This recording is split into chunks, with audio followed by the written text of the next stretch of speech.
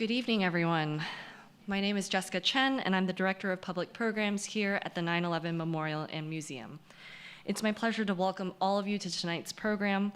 As always, we welcome our museum members and those tuning into our live web broadcast at 911memorial.org/live. We welcome back for his 6th public program appearance our dear friend Bernard Haykel. Bernie is one of America's leading experts on the Arabian Peninsula, as well as on Islamic law and Islamic political movements.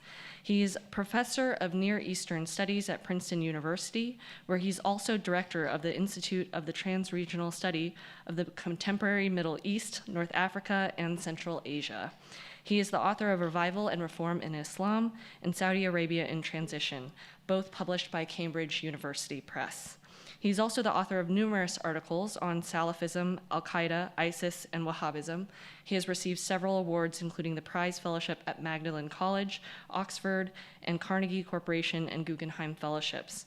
And he may be very familiar to you since he frequently appears in print and broadcast media, including PBS, NPR, the New York Times, Al Jazeera, BBC, and others. Bernie has been with us since the beginning of our public program series, and he has become a staple speaker in our roster. As always, we are so grateful for his time and his pointed insights. And I would also be remiss not to thank the Berg Foundation for their generous support of the Memorial and Museum's 2017-2018 public program season.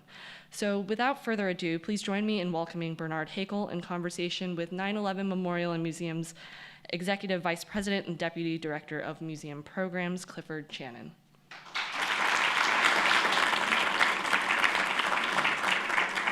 Thank you, Jess. Welcome, everybody. Welcome back, many of you.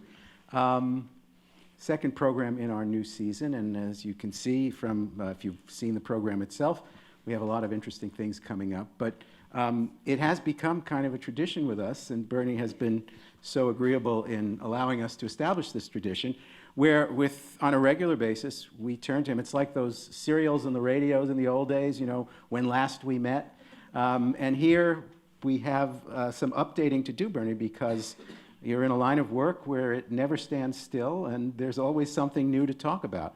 When last we met, ISIS was still expanding in Syria. The military campaigns, the US, the Russians, and their allies, Iran, its allies there, Syrian government have closed large portions of that country off to ISIS. ISIS seems to be in a desperate state, and just today it was announced that the Abu Bakr al-Baghdadi, the leader of ISIS, released a statement, a fairly lengthy statement, that I'm not sure has been fully translated yet, but you were aware of it. We talked about it a little bit before, in which he seems to acknowledge that the walls are closing in. So let's start there, and on the basis of this new statement, what is the tone and what is the sense you're getting from where ISIS is now through the eyes of Baghdadi? First, thank you, Jess, and thank you, Cliff. It's lovely to be here. This is kind of like a home for me, and I feel very proud to have been involved in this museum. It's really an honor to be here. So let me turn to ISIS. So that's right. Abu Bakr al-Baghdadi, the so-called caliph of the Islamic State, issued a very long statement, and flawless classical Arabic, lots of religious talk in it.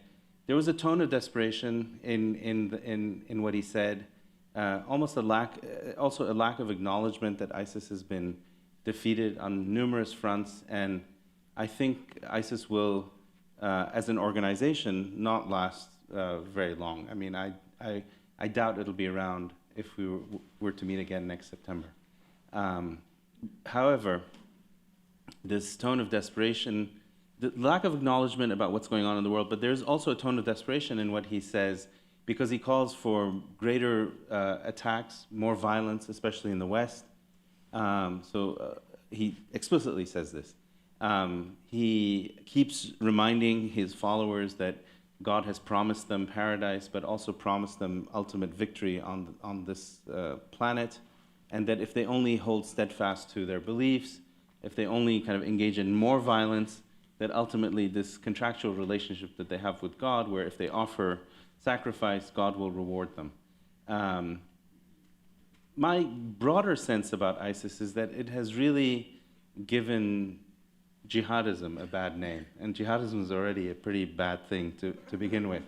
But the excesses that they engaged, that this organization engaged in, has, I think, is making a lot of people who might otherwise be attracted to it think twice about whether this is the way to resist a feeling, or people or groups that are committing an injustice against Muslims or against Arabs.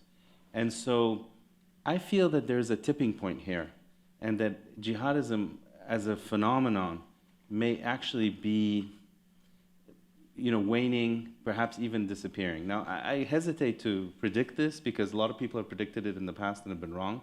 But I think that we are seeing a shift in the attraction away from this movement. How would you track such a shift? In what ways would it manifest itself? And the territory that ISIS controls is much smaller, and it's harder to get to. Yeah. So the flow of foreign fighters, if you will, coming to the Islamic Republic is both smaller and more difficult to attain. But in terms of sort of this culture that has justified and supported this idea of radical, violent jihadism, how would we see the impact of this sort of negative consequence, if indeed that's the case? So, I mean, that's an excellent question, and I think it involves a kind of connoisseurship, the kind of that someone who's an antiquities dealer would have when looking at a piece and knowing a real piece from a fake one. I can sense it instinctively and almost intuitively because I see, for instance, in countries like Saudi Arabia, that the government is exerting tremendous pressure on the Islamists, whether it's the radicals, the violent types, or even the ones who claim to be nonviolent. And there isn't a single word of support for Islamism and for Islamists in a country like Saudi Arabia. So that tells you that people are beginning to think, these guys have misled us. They've led us into a blind alley, ultimately with ISIS representing the most extreme version of Islamism, and that this is not the way forward. The way forward is actually to find something else. And the Saudi leadership in particular is offering an alternative to the Islamist model. Let me ask a little bit more about this sort of social rejection of Islamism if it turns out, or jihadism if it turns out to be that. So there's obviously, official channels which can be mobilized and controlled, but social media and sort of popular sentiment are much harder to control. In fact, Saudi Arabia has a very active social media world in which people do express themselves. So would you see it there? Are you seeing it there already? Yeah, absolutely. And in fact, that's one of the places where I look regularly. And so you see attacks on jihadism, but also on Islamism, on social media. People mocking them, literally mocking them, mocking their way of being, their way of looking, their dress, their ideas, and there's no response. There's almost acceptance to this mockery. So that tells me that something is happening. Now, it's certainly the case that while that is a very positive sign, I would say, the Saudi government has had decades-long investments in supporting, if not jihadism itself, the underlying ideology behind it as the true interpretation of Islam, whether it's this very restrictive, conservative, rejectionist path that rejects pretty much anything from the outside. So is that still an underlying ideology that Saudi government is trying to produce, or as part of the bigger picture, which we'll be discussing about change in Saudi Arabia, is this sort of fundamental underlying ideology of extremism also somehow being questioned or called into play? I think it is being called into play, and in fact, we see a shift away from a kind of literalist interpretation of Islam happening in Saudi, a move away from Islamism also in the UAE, in the United Arab Emirates. I think part of the tensions that exist between Saudi Arabia, the UAE on one side, and Qatar on the other is precisely over this point, because Qatar has not been willing to abandon Islamism. In fact, it's still a major sponsor of Islamism. Not the jihadis necessarily, but just Islamism as a movement. And I think there's a profound sense that, in the Gulf at least, in Saudi Arabia, in the UAE, that this is a dead end. We have to find something different. And what's different is, and what is being posited as an alternative to Islamism is still not very clear to me. So there's definitely nationalism. So the states, the governments are emphasizing nationalism, National Day, celebrations, football, that is soccer, is hugely emphasized. The flag. You're seeing that kind of thing emerging as an alternative, and we'll see whether it has legs. I mean, it's an interesting kind of experiment that's happening as we speak. I mean, to uproot that from Saudi thinking society, it would seem to me, would take an enormous effort. There are so many years and institutions behind that perspective. Yes, but the argument that's being made is not, that the government is making, and here specifically by the Crown Prince, a man called Mohammed bin Salman, is not sort of, let's become socially liberal and more open and more nationalistic and less sort of Islamic in orientation. He's not making that argument for ideological purposes or because he's a social liberal. He's saying that if we want to economically develop, if we want to compete with China, if we want to compete with the West economically, we have to find another way. We cannot persist in this rigid interpretation of the religion and this heavy focus on it to the detriment of teaching math, teaching science, empowering women. And so just now, a couple of days ago, women have been finally given the right to drive. This was a decision by royal decree. They will begin driving next June, yes, when the licenses will be issued. And again, this is a real slap in the face of the religious establishment, because the religious establishment has always, and the Islamists in Saudi Arabia, have always used this issue of women driving as a symbol of their relative power and domination of society and of the public sphere and public space. The government is saying, you don't have that control anymore.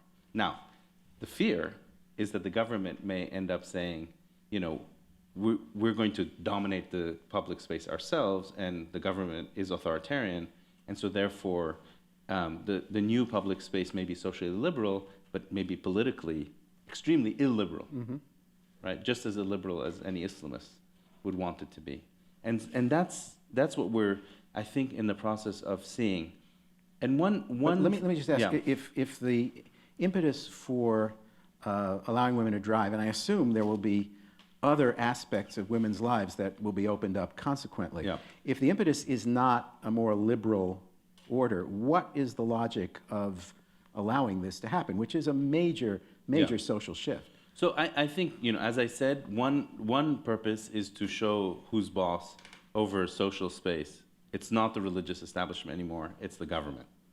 So the royals, one particular royal. That's one, but that's not all of it. This royal, the Crown Prince, looked at his society and actually saw that women are the better educated, the harder working, the more intelligent half of the society. And he can see this from university degrees and results at universities. He can see it from high school graduation rates.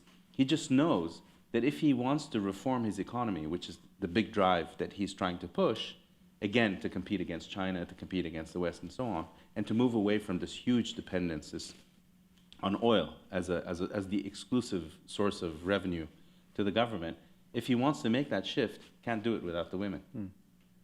And so it's very interesting to see that economic necessity, economic imperatives are actually driving socially liberal, or at least a bit more social opening and giving women the right to drive, which basically means autonomy.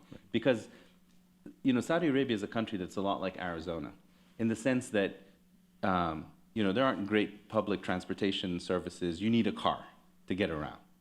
And so it's a big deal for women to be able to drive. And they will be on their own in cars if need be. That's right. Yeah. Now, again, when last we met, Mohammed bin Sultan was the deputy crown prince. Right. His cousin, Mohammed bin Nayef, who was an older, well-respected former minister of the interior with very strong relationships with Washington, was the actual crown prince. And King Sultan was the king. King Salman. Salman, sorry. Yes. But there was a change in the Yes. intervening months in which Yes. the deputy crown prince was moved into the crown prince position. Correct. The older successor was moved aside. The younger man, skipping a generation, now becomes crown prince to his father. Correct. This happened just months ago. Explain it to us, if you will. What was the impetus for it? Is this simply a matter of sort of family affiliation trumping all things, or is there something else involved here? So it is a Game of Thrones, and watching, and we're talking about very few individuals. So watching it is quite difficult. It's really difficult to know what's going on where we're talking about 2 or 3 people, and everything is basically dependent on what's in their head. My reading of the situation, and by the way, just for purposes of full disclosure, I know the king and I know the crown prince personally. I mean, I've met both, and in the case of the crown prince, on multiple occasions. The king is an absolute monarch. He is Louis XIV, okay? Anything he decides is the law. And no one dares in the family stand up to him or disagree with him. There's a culture of obedience, total obedience and deference within the royal family. And this is something that's inculcated in the princes and the princesses from, birth. That the king has final say. And there's a pecking order. It's extremely elaborate, and it all has to do with age. The classic and the kind of anecdotal story that's often told about the Saudi princes is that if you had 50 of them here on the stage and you were to take a photograph and you told them we're going to take a photograph, they would immediately line up based on rank, and the rank would be age, and the age could be the difference of 2 hours, older than another person, and they're fully aware of who's older and who's younger, and they would just immediately line up in that way. There's a culture that's extremely formal, extremely deferential in this family. And the king wants 2 things. He wants Saudi Arabia, as he said to me, he wants Saudi Arabia to be able to become a military regional superpower. He wants it to be able to defend itself and not depend on the United States for the protection of the regime and the dynasty. Especially, he wants it to be strong enough to stand up to Iran, which is a country that has 4 times the population of Saudi Arabia, and a much more advanced country in economic, educational, and other ways. So he wants to build that capacity, and he knows that that's a generational effort. It's not something you can do overnight, to reform the military. The second thing he wants to do is to reform the economy, diversify it, move it away from dependence on oil, in order to produce the jobs for all the young people, because there's a big demographic bulge of young people in the country who are coming onto the labor market every year. He wants the private sector to produce the jobs for these young people. He knows that the system where the public sector, that is the government, providing 2/3 of all jobs in the country is unsustainable. So think about this. 70% of all Saudis, working Saudis, work for the government. It's unsustainable. It's kind of a massive welfare state with a system of entitlements that again is unaffordable. So he wants to move that away.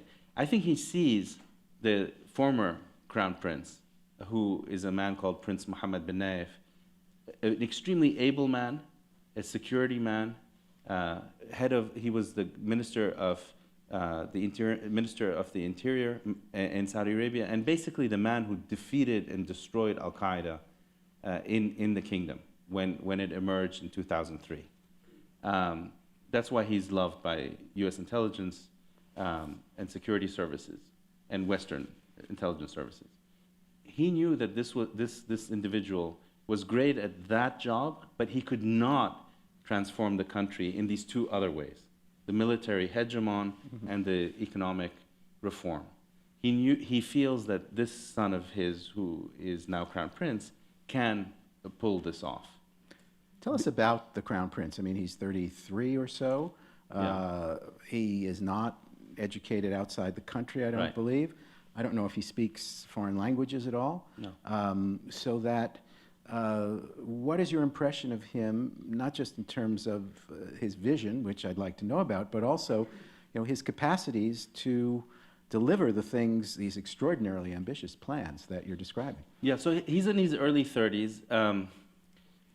He's a very charismatic person. He's a lot like Bill Clinton, in the sense that, if you ever meet Bill Clinton, he makes you feel like you're the center of the universe for that 3 seconds that he's talking to you. He has that. He has that touch, which not all people have, and certainly not all royals in the family have. So he really has that charisma. He's also, I think, someone who is capable of of inflicting violence if necessary.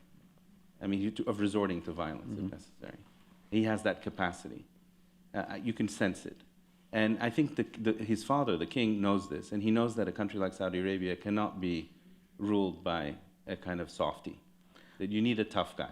Saudis have gotten deeply involved, perhaps through this instinct of violence, because the effort in Yemen is principally the product of the Crown Prince's sense of the Iranian threat next door and so on and so forth. But the effort in Yemen is not going well. There's a stalemate at best in terms of this enormous Saudi investment of wealth and the military capacity and so on. Yeah. And it's not a very well-developed military capacity. So is that, starting in terms of the horizon of what the Saudis face, is that Yemen involvement something that is already pulling them away from the kind of progress they're looking at, or is it undermining their claims to military strength? Yeah, so let me give you a slightly different perspective on the situation in Yemen. So Yemen is a country that's to the southwest. We can pull up a map of the region, of the Gulf region, so you'll get a sense of Yemen in that picture. You will see it in front of us down there. So it's a country to the south and southwest of Saudi Arabia. About 26 million people. I see that you're going to have Sheila Carapico come later on. She knows it well, and we spent time in Yemen together. In any event, Yemen was undergoing a civil war. And here I'm just going to give you a thumbnail sketch of what was happening. Iran took advantage of the civil war by arming and mobilizing and indoctrinating a particular militia in Yemen that took over the capital city and effectively took over the government.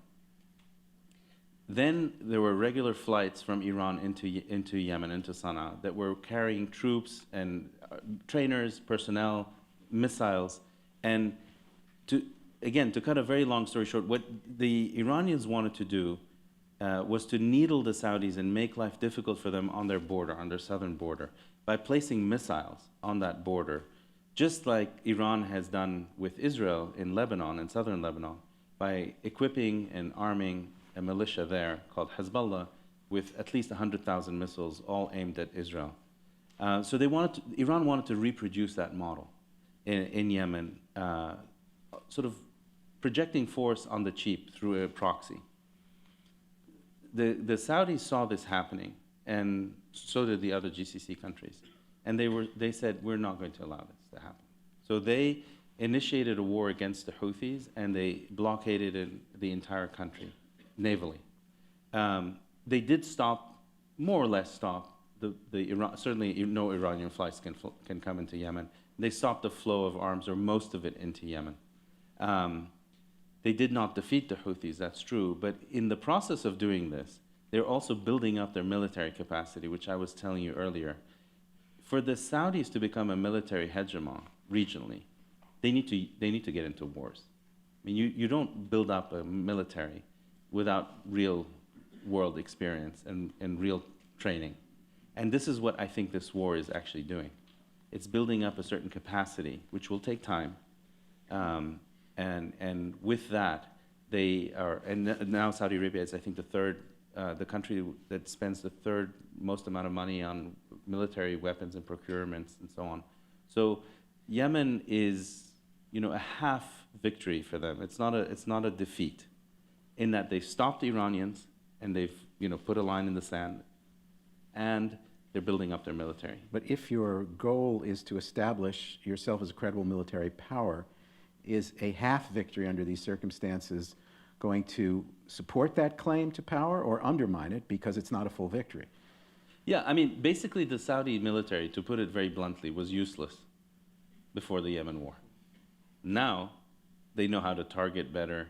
Their Air Force is building up this capacity to fly better, to coordinate better with ground troops. I mean, this is something that doesn't happen overnight. Right. But I think if you were to compare the Saudi military today with what it was before the war, Right. you'll see a marked difference. That implies, though, that there may well be other opportunities for the Saudis to Yes. exercise their Yes. forces, Yes. because the logic of it is you've got to do it to get better at doing it. Yes, you do, and you have to train. And you need a tremendous amount of coordination with the United States as well, especially because America is the one country that has this capacity, again, because of the wars that we've had, to coordinate ground troops with air forces, with naval forces, with satellite imagery and all that. That entire kind of way of fighting a war that Americans are good at is something that the Saudis want to learn how to do. So, the other way in which you see this kind of more pugnacious Saudi Arabia is the situation with Qatar. Well, but yes. they did not want to go militarily into Qatar for a whole number of reasons.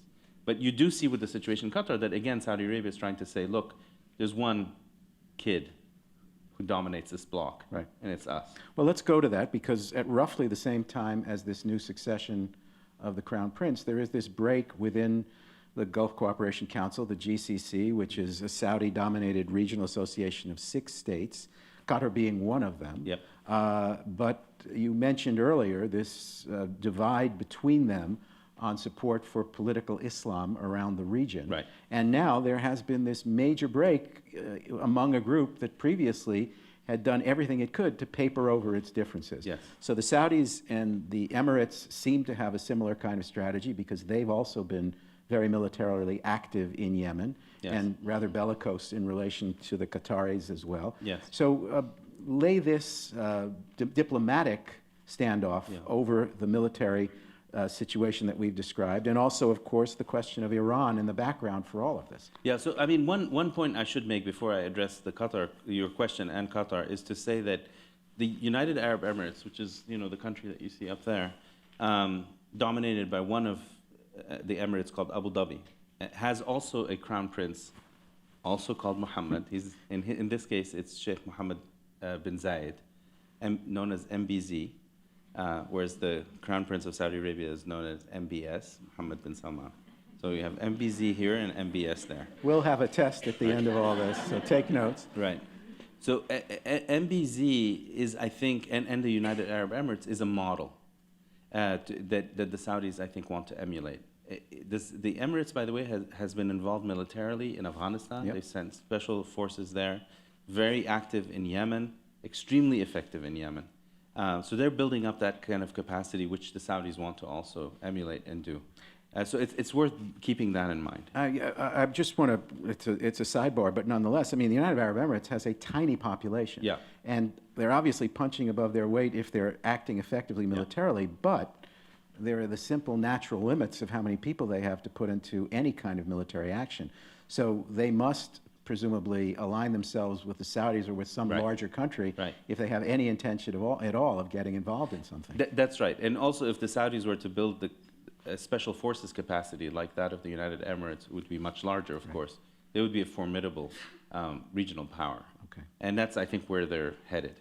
Now, to turn to Qatar. So that's right. You have the Gulf Cooperation Council, 6 countries. Qatar has always been with Oman, slightly idiosyncratic, or at least doing its own thing. In the case of Oman, it doesn't matter so much for the Saudis because the Omanis don't really meddle in other people's affairs.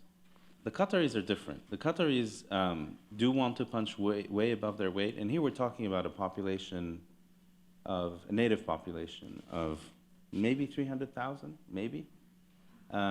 Richest place on the planet. The average Qatari is on a per capita GDP basis, 4 or 5 times richer than the average American. So very rich place, mostly from gas. They share the largest gas field with the Iranians. And Qatar has done, and there's a long history of rivalry with the Saudis. Saudi is the big brother. The Qataris have chafed under Saudi domination for, a century. And the Qataris have tried to adopt a policy which is difficult to explain, except to say that they're friends with everybody. That's been their strategy. The U.S. has a major military base. That's right. One of the largest military bases, one of our largest military bases is in Qatar. But if you want to meet the Taliban, you can go to Qatar. If you want to meet Al Qaeda, you can go to Qatar. If you want to meet Hamas, you can go to Qatar. Literally, there isn't anybody that you can't meet in Qatar, including Israelis at times. So they've had this sort of, let's get an insurance policy with everyone, and that has, and that has really rubbed the Saudis and the Emiratis the wrong way. In particular, because they use Al Jazeera, which is a satellite television station, not the English, the Arabic. This is the Arabic version. They use that as a kind of megaphone for projecting some of their policies, especially when it comes to supporting the Muslim Brotherhood, and also dissidents. The other thing that the Qataris do is that they have supported dissidents inside Saudi Arabia. So, the Saudis discovered recently that, several hundred military officers were on the payroll of the Qatari state. They discovered that the Qataris were bankrolling Saudi dissidents in London. So, the Saudis said, enough. And that's what this latest tiff with the Qataris is about. So this is now at a standoff, and Yes. There was a Saudi-led blockade of Qatar in terms of There's a boycott. a boycott. Excuse me. Yes, and where do you see this going? Do you see this crossing into a military exercise? The Qataris are getting closer to Iran in some ways, and how does this evolve in your mind? Yeah, the Qataris have always been close, as I said, to everyone, and so there's nothing new in their relationship with Iran. The Saudis and the Emiratis miscalculated in terms of the resilience of the Qatari state and of the Qatari regime. And they miscalculated in the following ways. First, I told you Qatar is the richest place on the planet. So you can boycott it, but they can fly in cows from Turkey if they have to, if they need milk, and literally that's what they did. So they're able to pay around any boycott. That's really steerage class. Isn't it? Absolutely. I couldn't resist. There's some great. Hey, That's a good one. Come on. No, there's some great photographs of cows coming off planes in Qatar. I know how they feel. Yeah.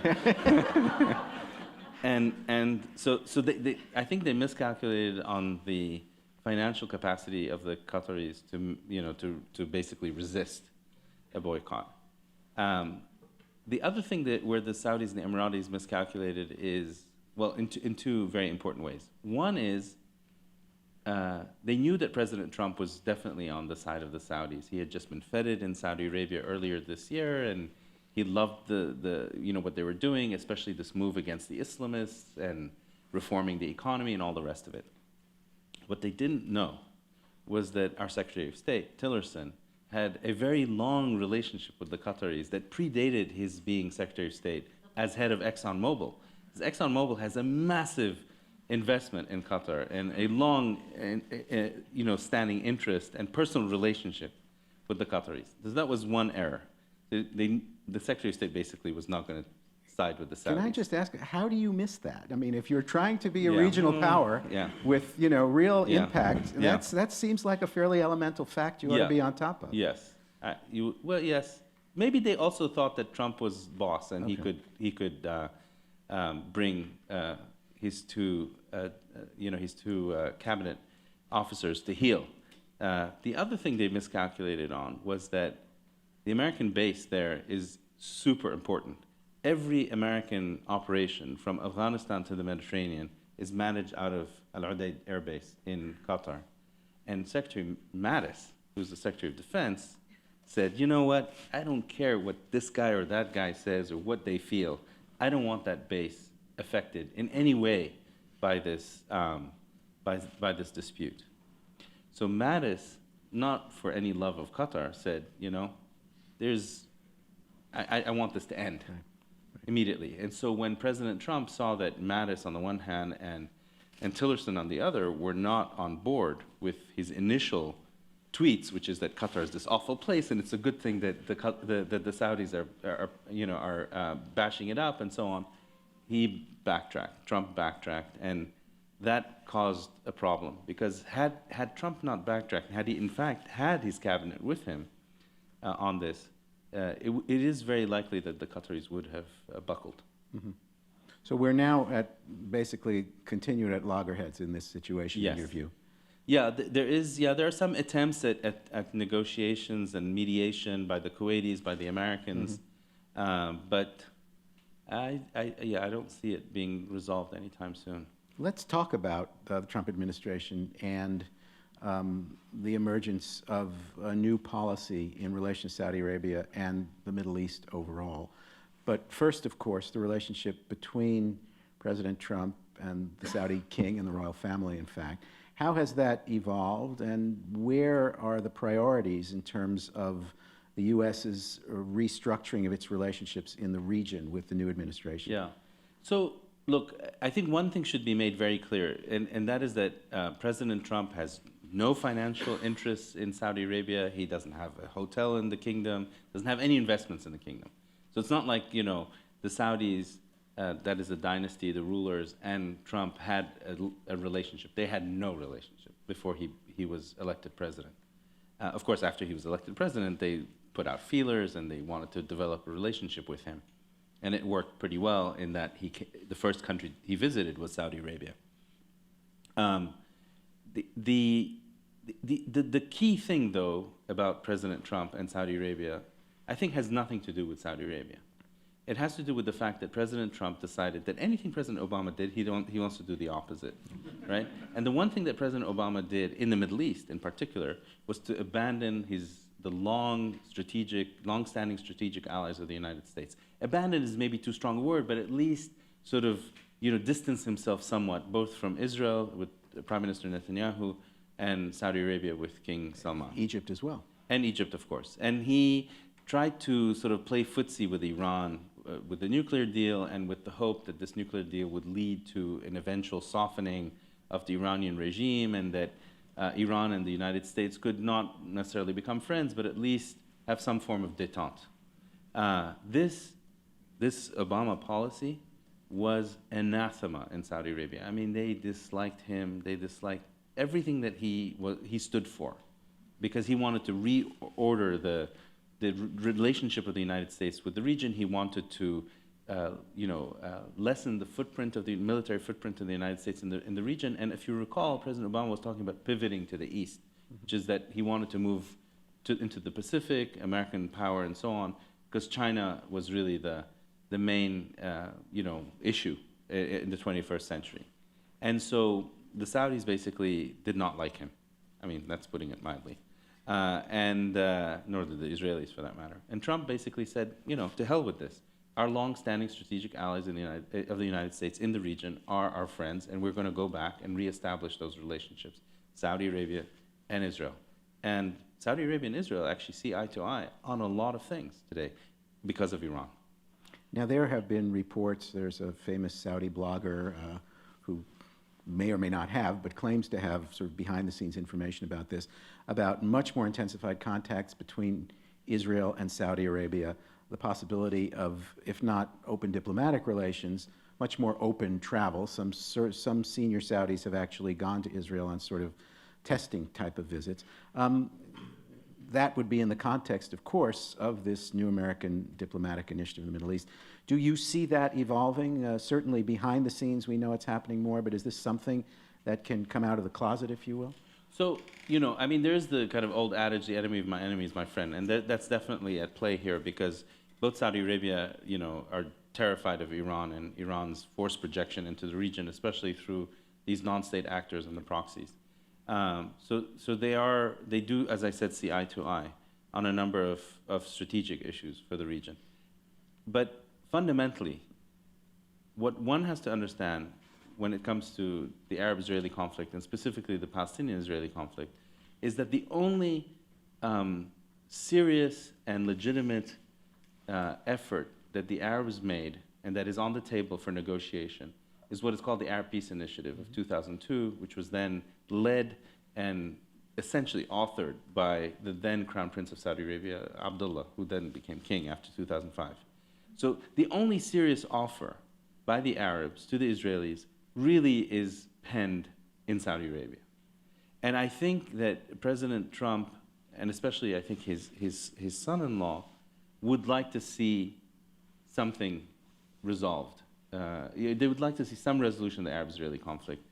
I'm not sure what form that might take. Of course, the Palestinians may end up with the short end of the stick in that resolution, which is typically what has happened to the Palestinians over time. But the Saudis are instrumental for any possible peace with the Israelis, going back to that Arab Peace Initiative of 2002. And so we are in a new Middle East in which the Saudis think Iran is the principal threat, the Israelis think that Iran is the principal threat. Both, I think, Saudi Arabia and Israel would like, certainly Saudi Arabia would like to see the Palestinian issue resolved. Now, the question is, how would that issue be resolved?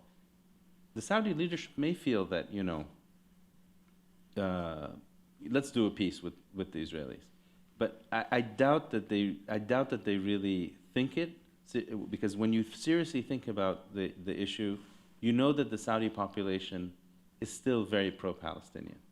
And the one thing about the Saudi leadership, despite it being kind of an absolute monarchy and an authoritarian state, they are attuned to how their people feel.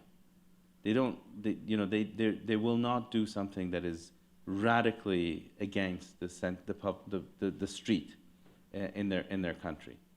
And so I think there are limits to how far the Saudis can be pushed when it comes to Israel. But a certain level of increased cooperation doesn't seem to cross that line. No, it doesn't, especially if it's, you know, at the level of intelligence and it's a sort of under the table type relationship. So in relation to the Saudi street, and it brings us back to something we were talking about at the beginning, these economic changes, these social changes, does the Saudi royal family, the Crown Prince in particular, have a sense that there is a popular support for the kinds of economic and social changes that he's pushing? I think that he has explained very explicitly to his people through a series of interviews, long interviews in Arabic, and he does understand English, but he doesn't speak English. He is you know, the other thing about him that I should say is that, you know, he is very authentic, not just charismatic, but he's really a product of that country and of its culture, and that's important in that part of the world. So I think that he has explained that the country has to change. It's unsustainable. Now the question is, who do you make? I mean, where's the pain going to be felt most? Is it going to be the rich, or is it going to be the middle class?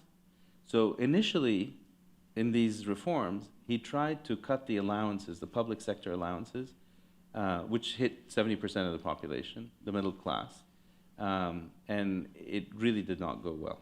It did not go down well. People really resented that policy, and he reversed it. He gave the allowances back. I think that he realizes that if he is to bring his people along with him through these austerity reforms, which are going to be very painful, because people will now have to really pay for gasoline, the real price for electricity, for schooling, for education, and so on and so forth, and health. That for them to do that, he is going to have to inflict pain on a particular sector of society, and I suspect it will be the rich. And I suspect it will be the royals, actually, as well, that he will do this to, through, you know, taxation on land, because many of the royals own a lot of the land, for example. but this is all now being kind of worked out in the country. And, we don't know how the place will react. Right. By the way, and if the price of oil were to go up to $200 a barrel, which doesn't look like it will anytime soon, or even $100 a barrel, then I think the instinct will be to throw more money at the people, forget the austerity reforms, and just kick the can down the road. Right. You're describing so much happening in so many sectors so intensively over this very short period of time. Is there a risk that the whole thing comes down, that, this recurring question of, how long can the Saudi royal family hold Yeah. on? He's playing a very big bet right here. He is. And the question is, this doesn't have to be a winning hand he's holding. That's right, and he's a risk taker as well. I don't think so. I mean, I don't think the place will implode, and I'll tell you why. I think there are several reasons. One is that this is a regime that still has very considerable legitimacy in the eyes of its people. It is a government and a royal family that has, for all its faults, and there are many, has actually spent a lot of money on its own people without taxing them. And so there's that. And also, the other thing is, when Saudis, who are about 22 million people, look around, they see chaos in Iraq, they see chaos in Syria, they see chaos in Yemen, they see chaos in the Sinai. Basically, you have chaos all around, and they stand to lose a lot if the same were to happen to them. So, it's better to stick with what you know than, try to venture into the unknown. The other thing about this state, aside from the legitimacy question and the fact that the people don't want chaos, is that this is a government that has incredible coercive capacities. I mean, it is a government that has formidable intelligence, security apparatus that, monitors everything that happens in the country and is building up that capacity even further. So, you mess with it at your peril. Let's talk about Iran, because, if the Saudis get their muscles flexed a number of times and feel confident at the military level, do you see a direct military confrontation between the two states as a possibility? Certainly, if that were to happen, there's the possibility that Israel and the United States could be involved as well. Yeah. Do you see things heading in that direction, or are the Saudis and the Iranians going to keep one another at somewhat arm's length? Well, I mean, the worrying thing about the way they have squared off right now is that they see the pie of the Middle East, control of the Middle East, in zero-sum terms. So it's a winner-take-all system where, if the Iranians have won Iraq, then the Saudis have no say in Iraq or no influence whatsoever. If the Iranians are trying to take over Yemen, then the Saudis would lose, or if the Saudis win Yemen, then the Iranians lose, and so on. And that way of thinking about politics is extremely dangerous. This is why the role of the United States is extremely important in that part of the world, because I think the U.S. remains a hegemon. You have to remember, there are 45,000 troops permanently stationed in this region. There are 2 aircraft carrier battle groups in this region. That's 60 ships. A massive amount of firepower. The U.S. is by far the most powerful actor in this region. So as long as there's this presence, I don't think there's a likelihood of war. What there is a likelihood of is both Iran using non-state actors, so trying to get the Shiites in eastern Saudi Arabia or the Shiites in Bahrain to militarize, to arm themselves and act as terrorist groups. Saudis could do the same on the Iranian side with certain Sunni populations in Iran. You would see that kind of behavior, but I don't think as long as America is there, there's ever likely to be an all-out war. The one other point I wanted to make about the Saudis, and this should be very clear to an American audience, is that if this country were to implode, the U.S. would have to immediately send military troops to, at least to safeguard and maintain the flow of oil from the oil fields. Because it's a country that produces about 10 million barrels of oil a day, and the world consumes about 95 million barrels of oil a day, so it's a little over 10%, and it can produce up to 12.5 million barrels. If that amount of oil were to be disrupted, in other words, not come to market, our economy would go into a tailspin depression. So would the global economy. And that's not going to happen. Let me ask, though, in terms of U.S. policy under the Trump administration, you describe a traditional U.S. role as kind of balancing things and sort of keeping everything in its place. Yeah. Is that the impression you have? It's early days still. There are mixed signals. But where do you think U.S. policy is going in relation to this more traditional approach of trying to keep things cool rather than heated up? No, I think, look, there are certain kind of fundamental issues when it comes to this region that I think any American president just gets immediately. It's probably the first thing they teach them when they come to in office. president's school, yeah. Yeah, I mean, basically, look at this map. You have 3 of the most important maritime choke points in the world in this one place. You have the Strait of Hormuz, which is between Iran and the UAE and Oman, right? So that's the tip at the end of the Persian Gulf that goes into the Arabian Sea. Then you have Bab el-Mandab, which is the little bit that goes into the Red Sea between Yemen and the Horn of Africa. And then you have the third, which is the Suez Canal in Egypt.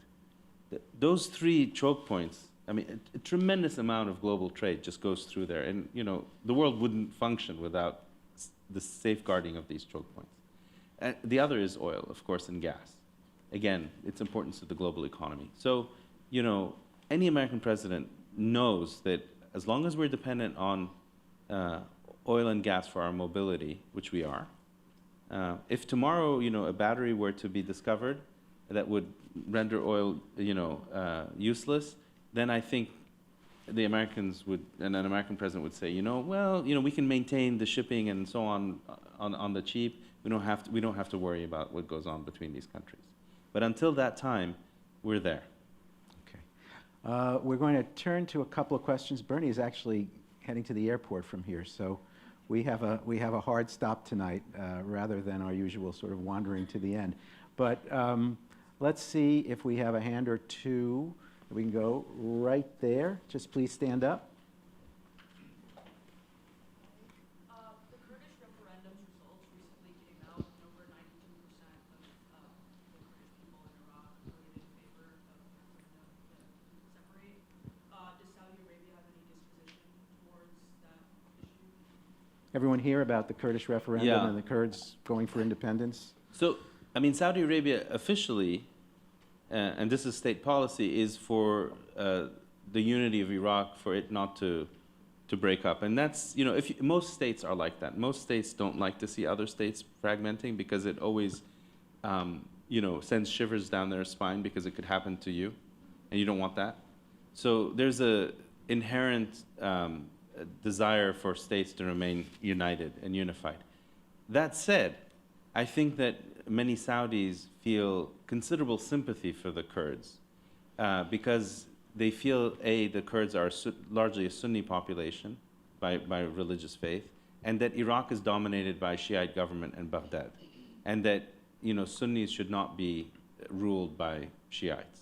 So there is sympathy there, and I've seen it in the social media, but the official policy is, Iraq should remain a unitary state. Another question, right there. Please stand up. Yeah. Would this whole movement by royals to kind of weaken the Wahhabi movement in a way, Yes. deprive them of their legitimacy? Because after all, they came to power thanks to Yes. Wahhabis. That's an excellent question. Yeah, there's always been a very strong relationship between the ruling dynasty and the Wahhabi, who are the religious scholars. And the religious scholars gave legitimacy to the dynasty gave the religious scholars sort of control over education and public space and social affairs and so on. And what we're seeing now is a distancing between at least this one royal and his father and the religious establishment. And trying to replace that legitimacy, or the source of legitimacy should not just be Islam, but it could also be nationalism. So there's a very heavy emphasis on nationalism that's emerging. Now, having said that, I think the Saudi rulers instinctively understand that as keepers and guardians of the 2 holiest sites in Islam, Mecca and Medina, Islam will always be integral and constitutive of who they are. They cannot dissociate themselves from Islam, nor do they, I think, want to.